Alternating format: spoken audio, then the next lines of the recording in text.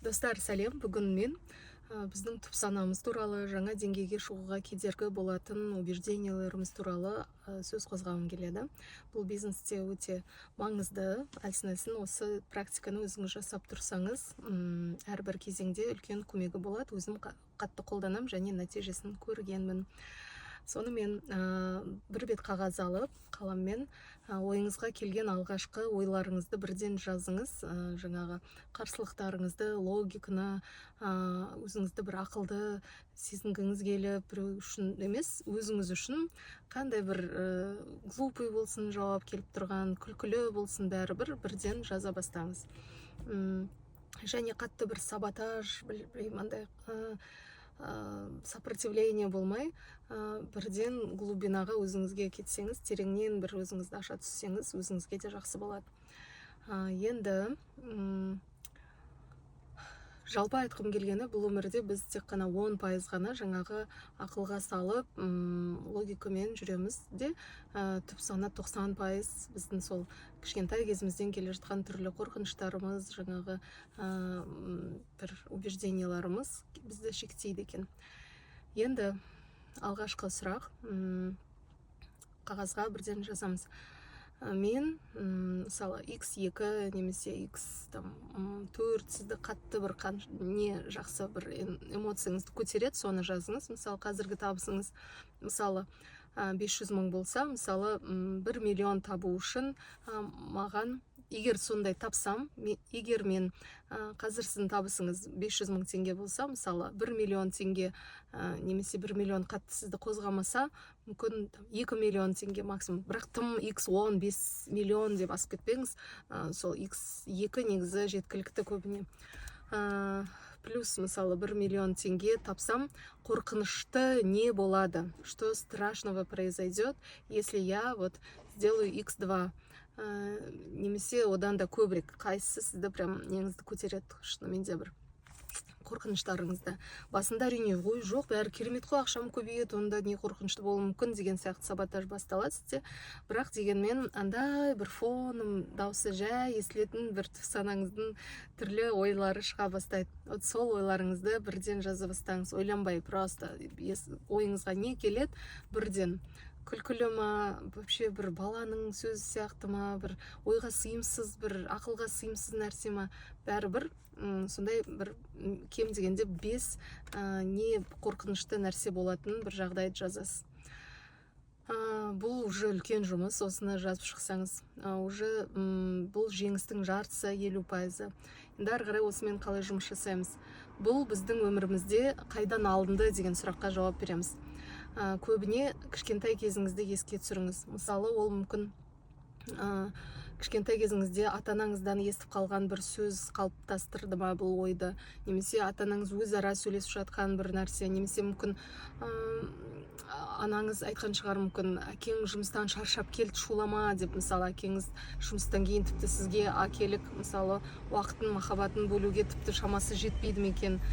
Яғни сізде жұмыс жасау, ақша табу қиын, тек қана бір қиналып ақша табу керек деген установка қалып қою мүмкін. Содан бала кезіңізде сондай өзіңізге шешім қабылдап алуыңыз мүмкін. Немесе тағы қандай, бір ол көршінің бір ауыз сөзі болуы мүмкін, мектепте мұғалім, ағаңыз, бауырларыңыз, білмеймін, тағысын тағы есіңізге түсіріп көріңіз, кімнен ол алынды өмірде, сіз ол бір нәрседен бір опыт болды сізде сондай, содан сондай шешім қабылдағансыз.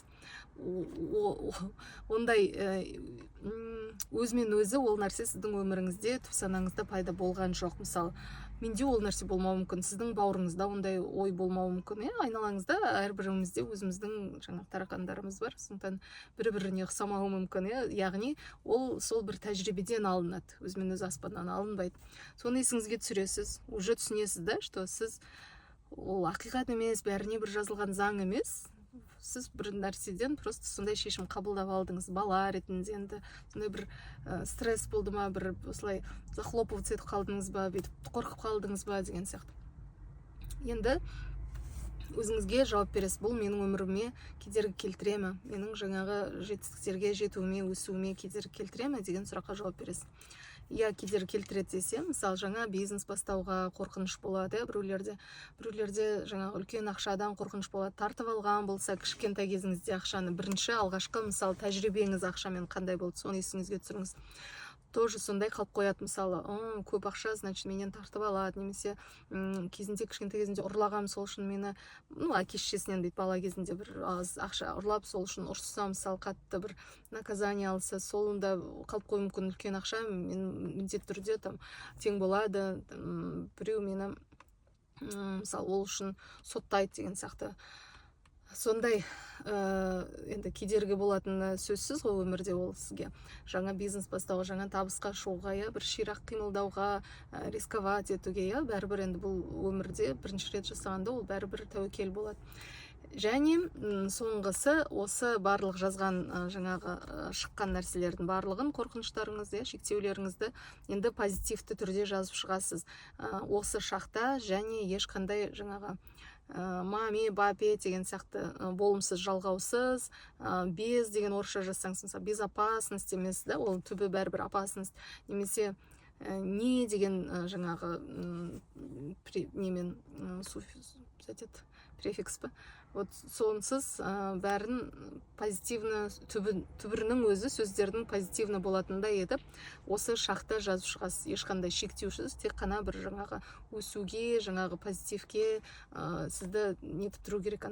Сол сөз, сөйлем, және сіздің прям тітіркендіретіндей, кәдімгідей шабыт беретіндей, бір эмоция көтеретіндей болу керек. Құр бір тағы ақылға салып, мен ақшаны оңай табам деген сіздің неңізге бәрібір сенбесеңіз, ішіңізде олай емес, прям мен ақшаны сүйікті ісіммен таба аламын, және маған рұқсат жұмыс жасау, сүйікті ісіммен айналысу, және бүкіл әлем бойынша масштабқа шыға алам, шықтым, осы шақта шықтым сүйікті ісіммен, мен әлем бойынша масштабқа шығып, үлкен табыс тауып жатырмын деген сияқты бір сізді бір шабыттандыратындай бір позитивті сөйлемге алмастырасыз әрбір жазылған басындағы жаңағы шектеулеріңізді. Енді бұл сізге келесі сондай бір жағдайда, мүмкіндіктерде бұрынғыдай бір жаңағыдай бір қатып қалып, қорқынышқа жол беріп, жаңағы бас тартып, жақсы мүмкіндіктерден тоқтап қалмай, сізге ол дейтін мен бағанағы алдындағы шыққан қорқыныштарым ғой, ол менікі емес, ол менің жаңағы білмеймін